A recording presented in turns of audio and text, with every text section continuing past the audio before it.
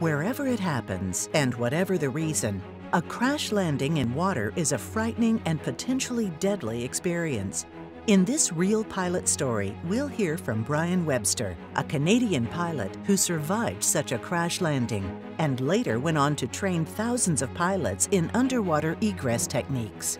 He'll tell the story of his accident and share insights on how to prepare should something similar ever happen to you.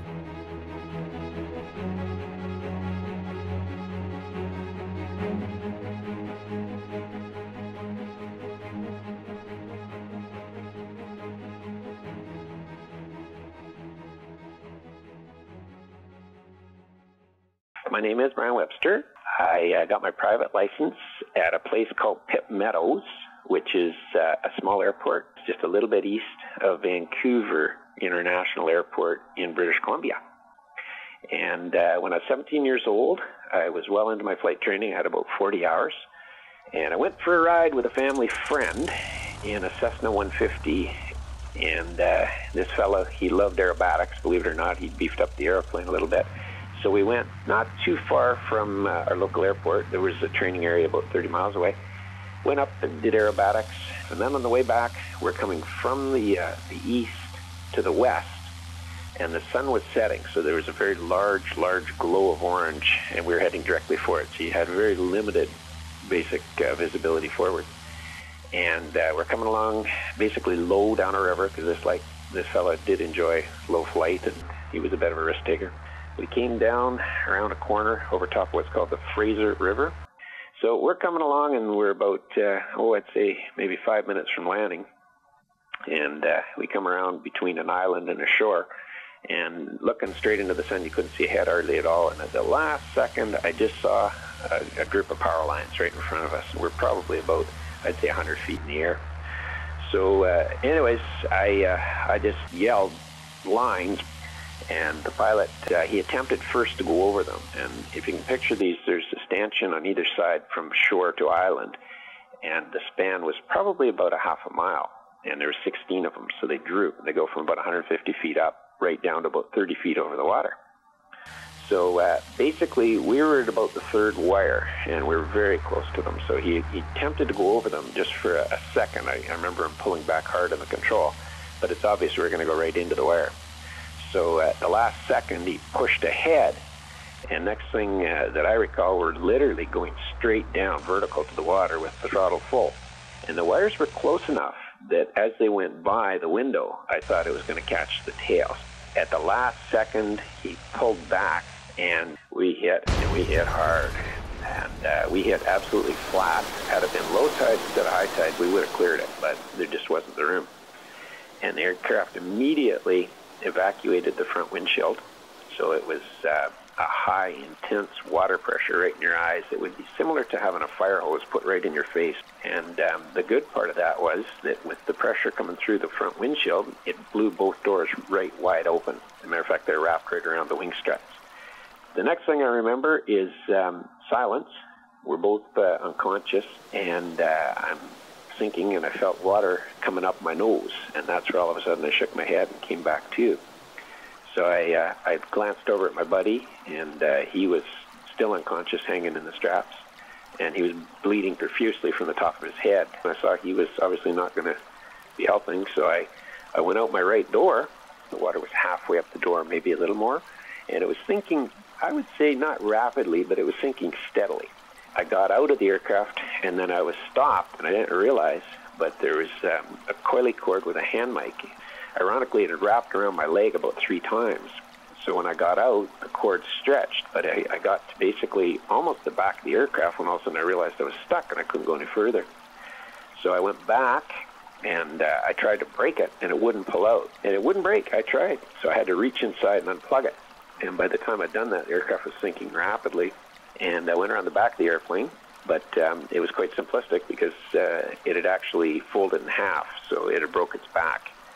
And so I went underneath the tail, which was straight up in the air, and the body was inverted. So in any event, got around the other side. His door was already open, luckily. I reached inside, and by this time, his head was already underwater. I reached in, felt his belt, and it was 5-point military harnesses. we probably generated about 20 G-force, which is 20 times your upper body weight going forwards. And the only reason we survived, and I'm 100% sure of this, is because we had good quality aerobatic style or military style belts. As it turned out, I found the latch for these, clicked it, and the tide was coming right through the aircraft. So I floated out my arms, and I started trying to stand on the wing strut, but the airplane was sinking. And next thing you know, the wheel, I saw it basically right at eye level, and then boop, it was gone. So I had him in a chokehold and started swimming towards the shore.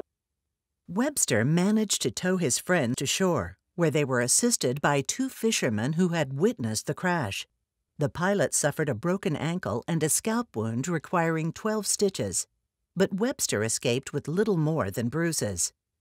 So the 2 things that I personally learned from this were, first off, if you're going to low fly, don't do it if you're visually impaired by the sun or weather, whatever the case is. You just shouldn't be down there. The second thing was that basically seatbelts do save lives.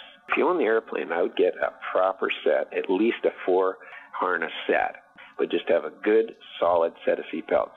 The singles, they work, but on a hit like that, I can pretty well assure you my body would have gone by the belt, and I still would have hit the dash and been knocked out cold. Sobered but undeterred by the accident, Webster went on to become a commercial pilot, eventually logging thousands of hours hauling freight in Cessna caravans.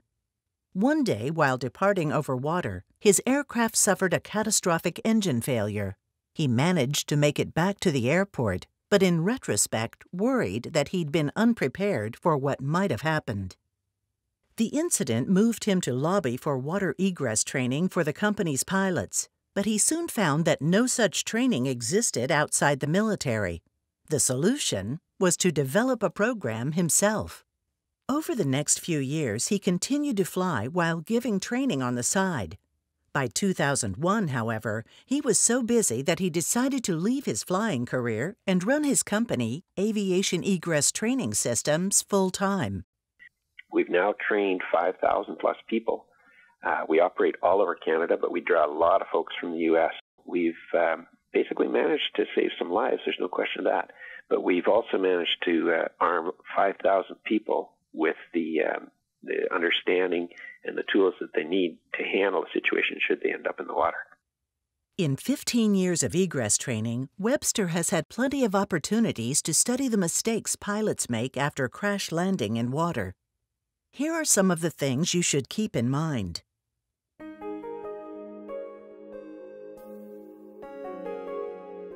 The folks who fly in colder water have a high chance of being basically cold shocked. So the folks that are down in Florida and so on, they say, oh, airplanes ditch all the time. Most people get out, no big deal. In Canada, because we have the colder water temperatures, and Alaska as well, the mortality rate, and I won't give you a percentage, but it's extremely high. It's simple. Colder the water, the bigger the challenge for getting out of the aircraft. Now, life vests. If you're a private pilot flying across water in a single-engine airplane, it's highly advisable to wear them. And there's a number of different companies who can provide them. My big thing is, if you know you're going into water and you're in an engine failure situation for whatever the reason, you've got time, just pull out the life vest if you don't already have it in your body, rip it out of the bag and stuff it in your jacket. Because to hold on to things underwater while you're opening doors, your paramount survival instinct says, I need to get air. And you'll go with good intentions, even in training, with that life vest in your hand. But if you get to the door and the door won't open for any reason, then immediately drop that, because all you care about is air.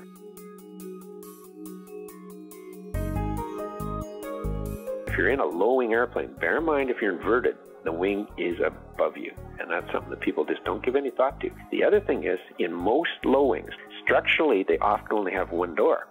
And rarely they have a window that opens. My reason for saying that is if you're going into water, it's very, very important you get the door open before you hit, if at all possible.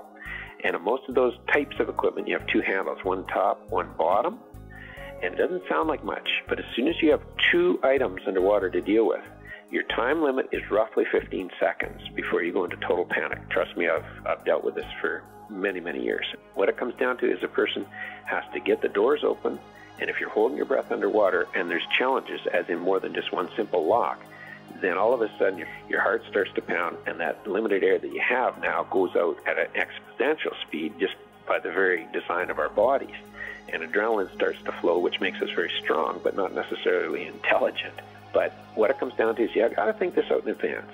If I'm in a low wing, the wing's going to be above me if I'm inverted.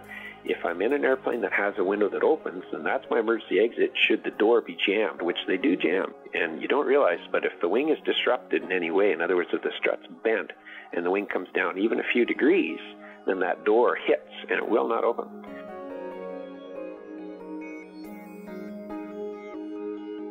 What we teach is a 4-part series. And what that is you immediately, once the airplane's stopped, inverted, you reach over and open the door.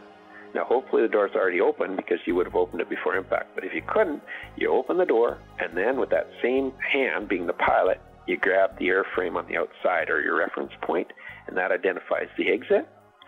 Then and only then you undo your seatbelt, grab your life vest if you haven't already got it in your shirt, and head out the door.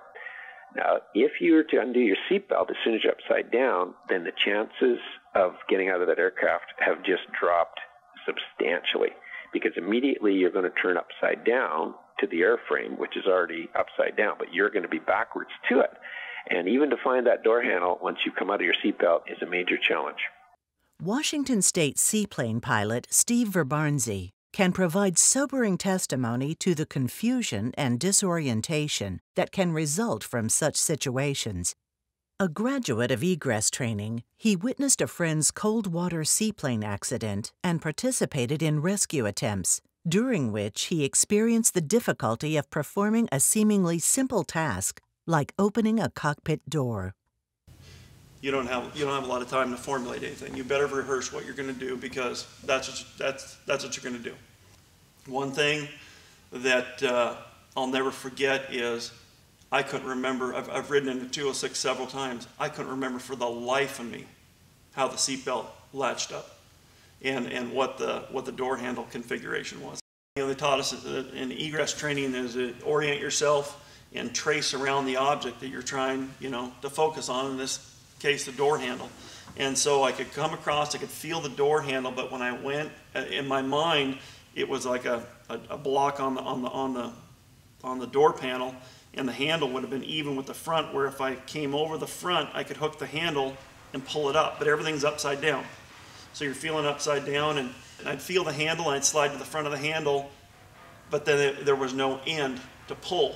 And I kept pulling over it, and then you couldn't stay any longer, and you'd go up, and the other gentleman would go down, and we did that probably somewhere between 5 and 6 times.